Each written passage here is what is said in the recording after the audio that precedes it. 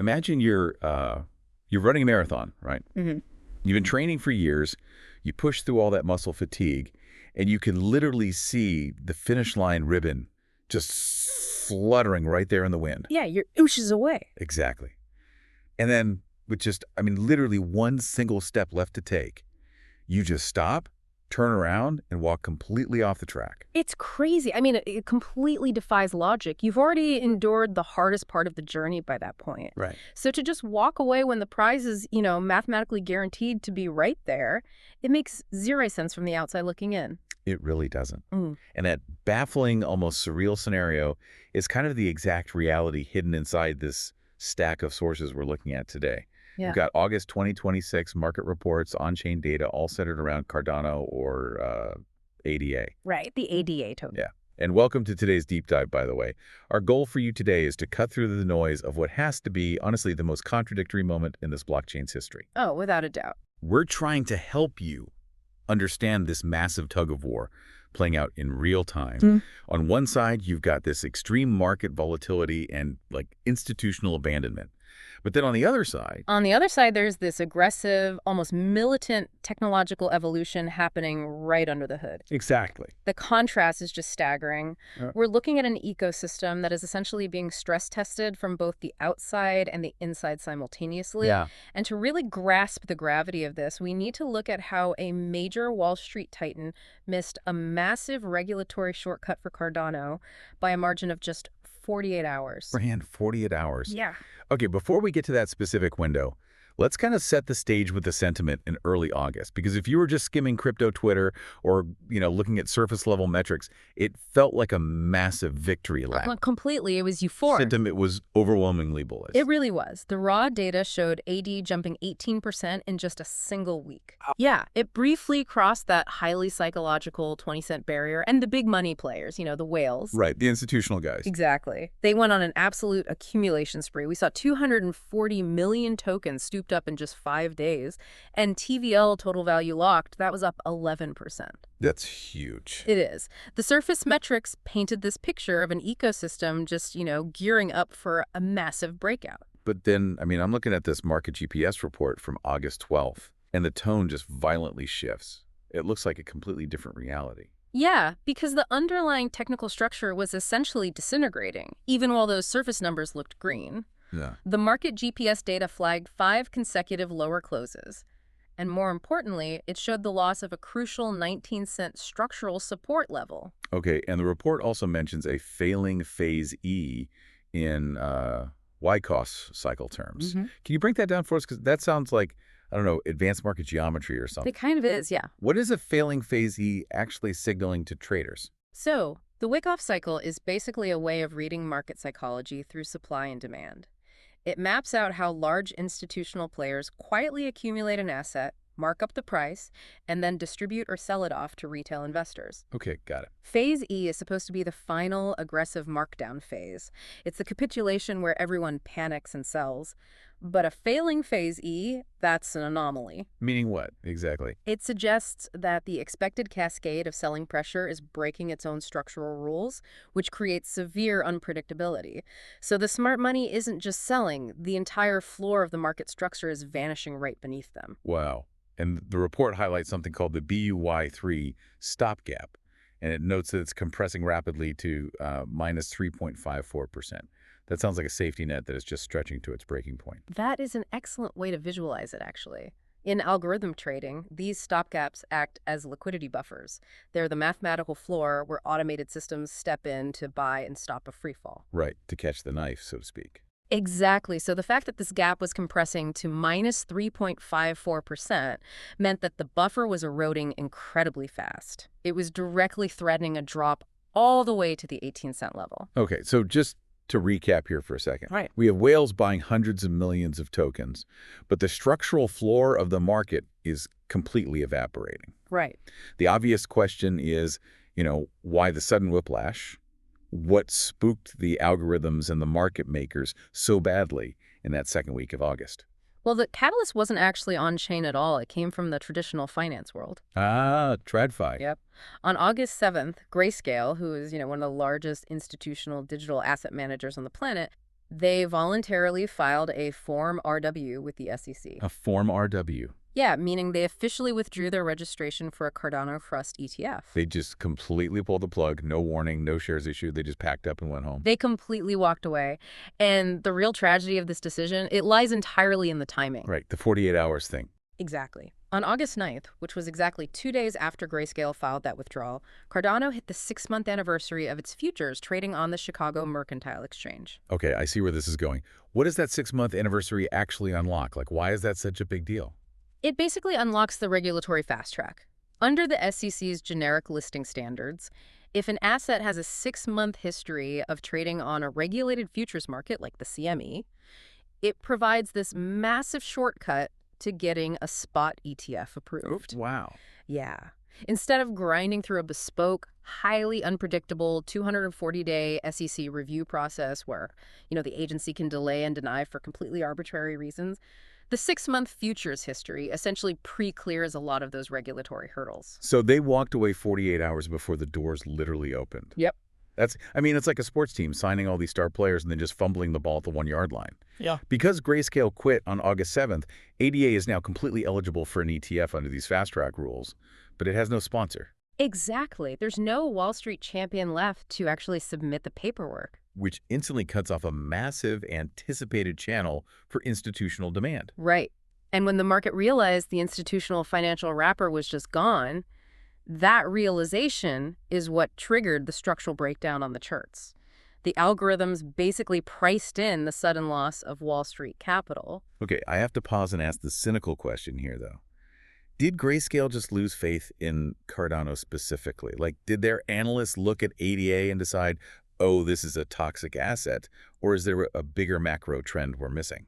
Well, if you look closely at Grayscale's filing activity on that exact same day, a totally different narrative emerges. They didn't just pull the plug on Cardano. Oh, they didn't? No, they also withdrew their ETF filings for Hedera and Polkadot, literally within minutes of each other.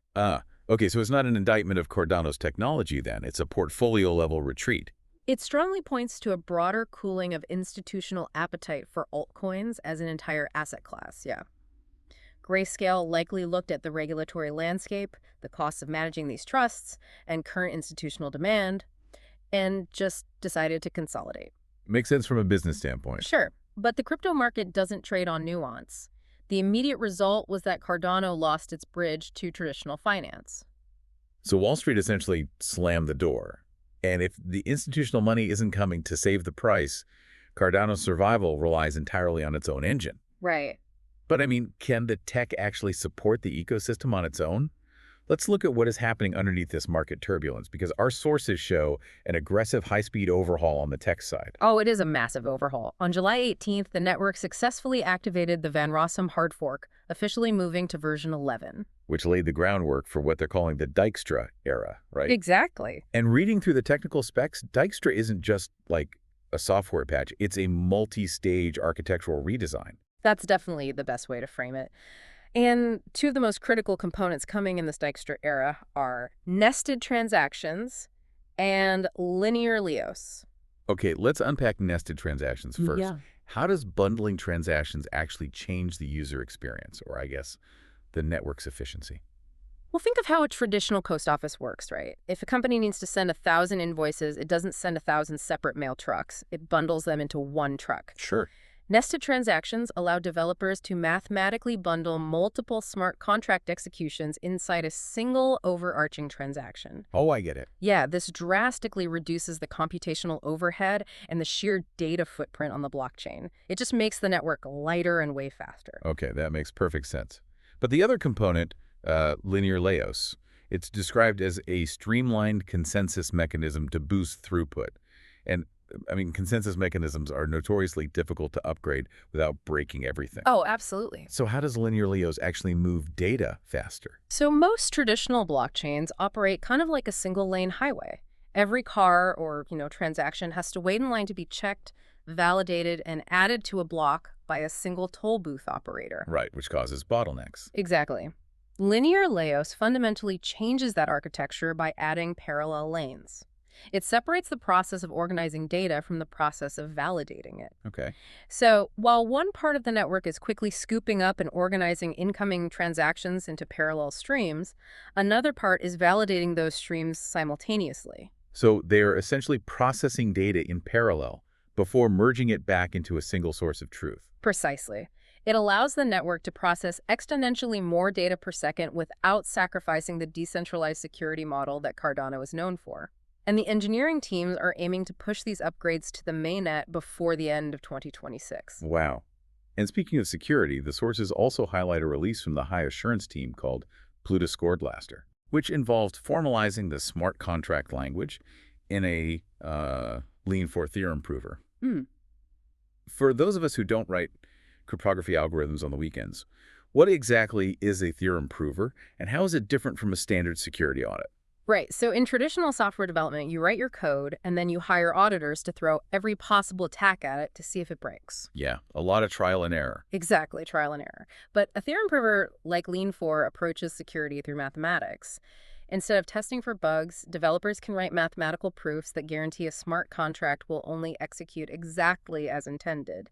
It basically treats code like a geometry proof. So you aren't just hoping it's secure, you are mathematically proving it cannot do anything outside its parameters. Exactly that. And in an industry that's just plagued by multi-million-dollar exploits caused by sloppy code, having mathematical certainty at the foundational layer is a staggering competitive advantage. It really is. Yeah. And they're taking that secure foundation and connecting it outward too.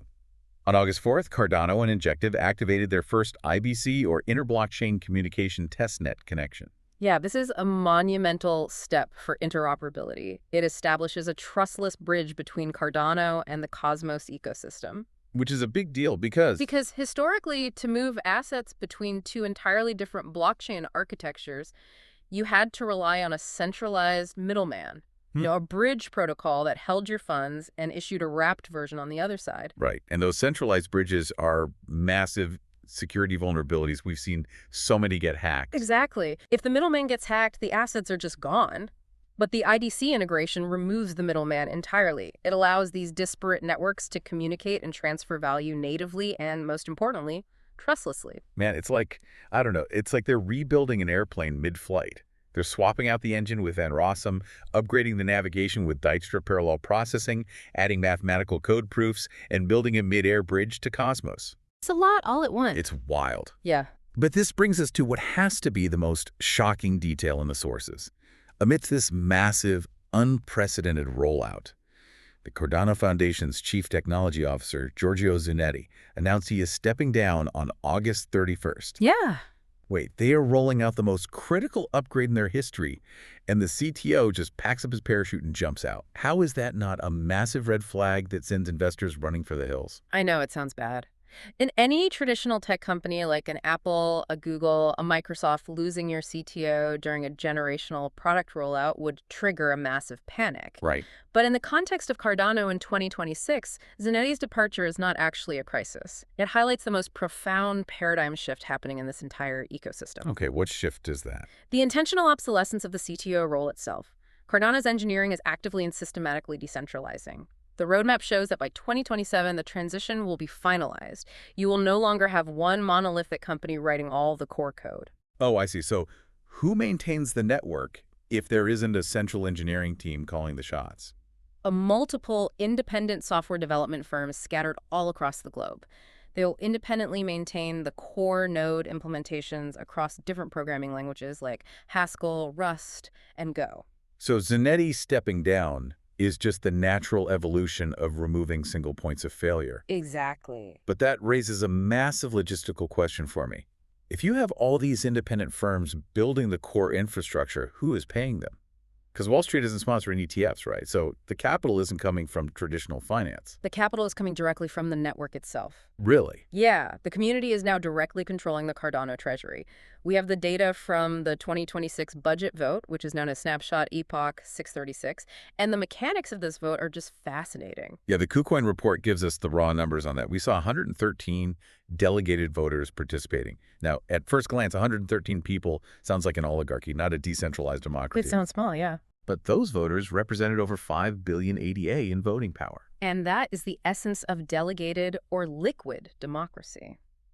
Look, not every token holder has the technical expertise to evaluate complex software proposals or, the time to vote on hundreds of budget items. Sure. So the protocol allows everyday users to lend their voting power to trusted delegates, experts, community leaders, or auditing groups. Those 113 delegates were wielding the collective voice of a massive portion of the network, which resulted in an 84.39% participation rate. Which is an incredible turnout metric for crypto. Unheard of, really. And when we look at what this decentralized brain trust actually chose to fund, it is quite revealing. The highest support at 85.67% went to a project called Palace, run by a group called TX Pipe. Their goal is to maintain Cardano's core Rust libraries. Right. And then following closely behind that was the Mithril protocol at 81.33%, which focuses on lightweight client infrastructure. This tells you everything you need to know about the maturity of the voting base. Because in a lot of crypto ecosystems, community treasuries just get drained by flashy marketing campaigns or celebrity endorsements or, vaporware projects that promise immediate token price pumps. Yeah, we've seen that a million times. But the Cardano community looked at a multi-million-dollar treasury and decisively voted to fund dense, foundational, open-source infrastructure. They essentially funded the plumbing. They funded the plumbing. By prioritizing Rust libraries, they are actively trying to attract non-crypto developers who already use Rust in traditional software. And by funding Mithril, they're ensuring the network remains lightweight and accessible. It's highly strategic capital allocation. I have to play the devil's advocate here, though. Go for it. Because on paper, having a community vote to fund independent engineering firms sounds incredibly utopian and democratic. But writing consensus mechanisms and cryptographic proofs is elite, high-stakes engineering. Oh, absolutely. Thousands of people arguing over code commits sounds like a total nightmare. Can a decentralized community actually manage this effectively? Or are we risking a massive design-by-committee scenario that just slows development down to a crawl? It is absolutely a risk, and it touches on the core trade-off of true decentralization. Democratic governance is inherently messier, it's louder, and it's often slower than a benevolent dictatorship. Right. A centralized CEO can mandate a product pivot over a weekend. A decentralized network might require months of debate, parameter testing, and voting just to reach a consensus on a simple upgrade. So we are essentially trading speed for decentralization. You are trading immediate agility for long-term anti-fragility. Anti-fragility, I like that. Think about the vulnerabilities of a centralized model. If a centralized engineering firm goes bankrupt, or a CDO gets arrested, or a government bans a specific developer from operating, the network stalls or dies. In Cardano's new model, if an engineering firm fails, the network doesn't even blink. The community simply holds a vote, unlocks funds from the Treasury, and hires a different firm to pick up the open source code and continue building. It is censorship resistant at the architectural level. And it seems like private capital is actually adapting to this new reality too. The sources highlight an August update from the Orion Fund, which features Samiz Bayan from Draper Gagan. Right. They announced their legal structure is fully in place, their accelerator is live, and their first investments are being deployed directly into this decentralized ecosystem. And that is a critical data point. It proves that institutional money, specifically venture capital, is finding sophisticated ways to interface with the decentralized treasury model. Even if the traditional Wall Street ETF issuers, like Grayscale, are retreating from the regulatory hurdles, private capital is organizing to build alongside the community. It's a complete paradigm shift in how digital infrastructure is funded and maintained. So looking at this massive stack of August 2026 sources, how do we synthesize this for someone trying to make sense of all these conflicting signals? Well, the undeniable takeaway is that Cardano is currently existing in two entirely different realities. Okay. The internal reality is a machine operating at peak efficiency. You have a highly organized, heavily funded on-chain ecosystem. The Dijkstra era is successfully rolling out parallel processing to scale the network.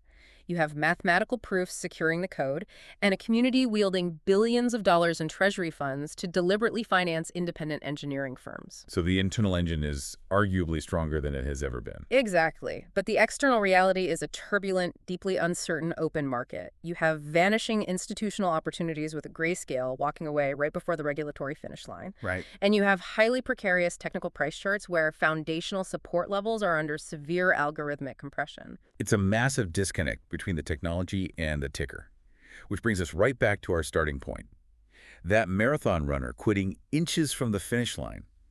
Wall Street essentially turned its back on Cardano right as the regulatory doors were swinging open. Which leaves us with a fascinating, almost philosophical question to consider. And this is the thought we want to leave you with today, as you digest all of these moving parts. If Cardano's community can successfully fund its own developers, execute massive technical upgrades, and govern a global network using billions of dollars from its own decentralized treasury, does it actually matter what traditional finance thinks? It really is the ultimate real-world stress test for crypto. Perhaps being forced to survive sponsorless, without the crutch of a Wall Street spot ETF, isn't a failure at all. Perhaps it is the exact crucible required to prove whether true, unadulterated decentralization can actually outlast the mechanics of centralized markets. It's going to be wild to watch unfold. It really is. Thank you for joining us on this deep dive. Keep questioning the narratives around you, and we'll catch you next time.